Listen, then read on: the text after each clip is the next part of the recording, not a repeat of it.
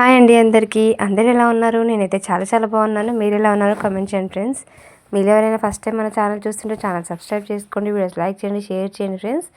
ఈరోజు నేను ఎంతో హెల్తీ అయిన టేస్టీ అయిన మినప సున్నుండలు చూపించబోతున్నానండి. చాలా టేస్టీగా ఉంటాయి. ఎక్కువగా నెయ్యి తినే వాళ్ళు కూడా ఉంటారు కదా, అవి వాళ్ళ కోసం చూపిస్తున్నాను. ఆయిల్తో చాలా బాగుంటుంది. ముందుగా స్టవ్ వెలిగించి ప్యాన్ పెట్టేసుకొని అందులోకి 2 కప్పుల మినపగుళ్ళు వేసుకోవాలండి. పొట్టు మినపగుళ్ళు అయితే చాలా బాగుంటుంది, బలం కూడా. మీకు కావాలంటే 1 కప్పు ప్లెయిన్ వైట్ది వేసుకోవచ్చు, 1 కప్పు పొట్టు ఉన్నదైనా వేసేసుకోవచ్చు. నేను మొత్తం అంతా 2 కప్పులు పొట్టు మినపగుళ్ళు మాత్రమే వేసుకుంటున్నాను. వీటిని దూరగా ఫ్రై చేసేసుకోవాలి. చిన్న మంట పెట్టి మంచి వాసన వచ్చేంత వరకు ఫ్రై చేసేసుకోవాలి. ఇవి కలర్ తెలియదు కదండి, బ్లాక్గా ఉంటాయి కాబట్టి అవి వేగినాయా వేగలేదో మనకి అర్థం అవ్వదు, కాబట్టి స్మెల్ వస్తూ ఉంటుంది. అందులోకి అవి తినేటప్పుడు నోట్లో చుట్టుకుంటుంది. అలా చుట్టుకోకుండా ఉండడానికి ఒక 2 టేబుల్ స్పూన్లు బియ్యం కూడా వేసుకోవాలి. మనకి కొంచెం మెదిపి చూస్తే కలర్ అనేది లోపల పప్పు అనేది మంచిగా రంగు వస్తుంది. అలా అప్పుడు స్టవ్ ఆఫ్ చేసేసుకొని పూర్తిగా చల్లారబెట్టేసుకోవాలి. చూస్తున్నారు కదా, ఇలా మంచిగా ఫ్రై అయిన వాటిని స్టవ్ ఆఫ్ చేసేసుకొని పూర్తిగా చల్లారబెట్టేసుకోవాలి.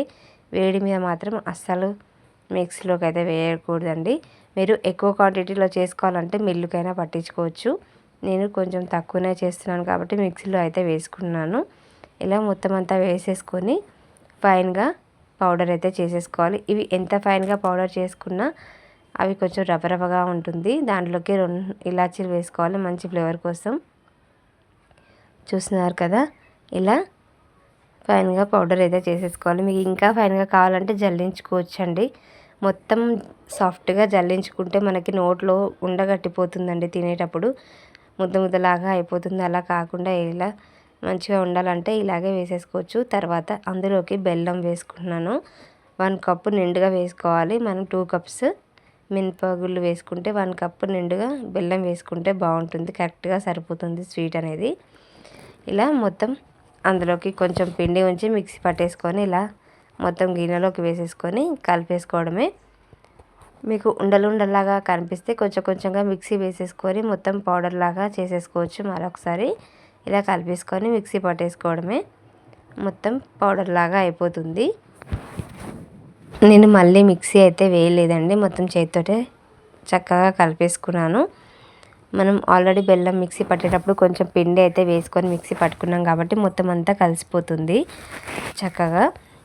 ఇప్పుడు ఇది మొత్తం కలిసిన తర్వాత నెయ్యి అయినా, మనం ఏదైనా నెయ్యి కానీ ఆయిల్ కానీ వేస్తాం కదా, ఇదంతా చక్కగా కలిపేసుకున్న తర్వాతనే మనం అనేది వేసుకోవాలి. ఇప్పుడు ఆయిల్ వేసుకుంటున్నాను నేను. అందులోకి మంచి ఫ్లేవర్ కోసం ఒక 2 టేబుల్ స్పూన్లు అయితే నెయ్యి వేసుకుంటున్నానండి. నెయ్యి వేస్తే స్వీట్ రుచి అనేది మరింత పెరుగుతుంది కదా. ఇష్టం లేని వాళ్ళు స్కిప్ చేసేయచ్చు. నేను ఆయిల్ నెయ్యి 2 కలిపి 3/4 కప్పు అయితే తీసుకున్నానండి. ఈ క్వాంటిటీకి నాకు ఇంకా 2 టేబుల్ స్పూన్లు అయితే మిగిలిపోయాయి. మీరు దానికి తగ్గట్టుగా ఎక్కువ పడుతుంది తక్కువ పడుతుంది కదా చూసుకొని, ఆయిల్ హీట్ అయిన తర్వాత మనం ప్లేట్లోకి వేసుకున్నాం కదా సున్నుండ పౌడర్, దాంట్లోకి కొంచెంగా వేసేసుకొని మంచిగా ఉండలు చేసేసుకోవడమే. మొత్తం అంతా ఒక్కసారి వేసుకుంటే ఎక్కువ పడుతుంది. అలా కాకుండా కొంచెంగా వేసుకొని మనం ఉండలు చేసుకుంటే నెయ్యి క్వాంటిటీ అయినా ఆయిల్ క్వాంటిటీ అయినా తక్కువ పడుతుంది మనకి. ఉండలు ఎంబడెంబడే చుట్టేసుకోవడానికి కొంచెంగా వేసేసుకొని ఉండలు అయితే చుట్టేసుకోవాలి. చూస్తున్నారు కదా, ఇది మన ఇన్స్టెంట్ పౌడర్ లాగా కూడా చేసేసుకోవచ్చండి. ఇప్పుడు ఈ మిక్సీ ఉంది కదా, దీన్ని ఒక డబ్బాలోకి వేసేసుకొని స్టోర్ చేసేసుకొని మనకి ఎప్పుడు కావాలనుకుంటే అప్పుడు ఉండలు చేసుకొని తినడమే ఉంటుందండి.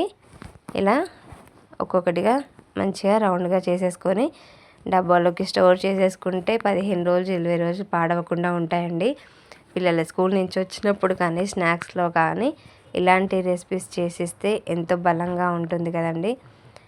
నార్మల్గా నెయ్యి తినని వాళ్ళు కూడా ఉంటారు కదా, అప్పుడు ఇలా ఆయిల్తో చేసుకుంటే బాగుంటుంది. అప్పుడు నెయ్యి ఫ్లేవర్ చాలా తక్కువగా ఉంటుంది, టేస్ట్ కూడా చాలా బాగుంటుందండి. నెయ్యికి బదులు ఆయిల్ వేసుకున్నామన్న ఫీలింగ్ కూడా ఏమీ ఉండదు. టేస్ట్ చాలా బాగుంటుంది. ఇలా అన్నిటినీ చేసేసుకొని ఒక డబ్బాలోకి స్టోర్ చేసేసుకుంటే 15-20 రోజుల పాటు ఎంజాయ్ చేసుకోవచ్చండి. చూస్తున్నారు కదా ఎంత చక్కగా వచ్చాయో. 2 కప్పుల సున్నుండలకి మనకి ఇన్ని వచ్చాయి. ఆయిల్ ఇంకొంచెం మిగిలింది చూసారా, 2 టేబుల్ స్పూన్లు అవుతాయి ఆయిల్ అనేది. దానికి తగ్గట్టుగా ఎక్కువ అవ్వచ్చు, తక్కువగా అవ్వచ్చు.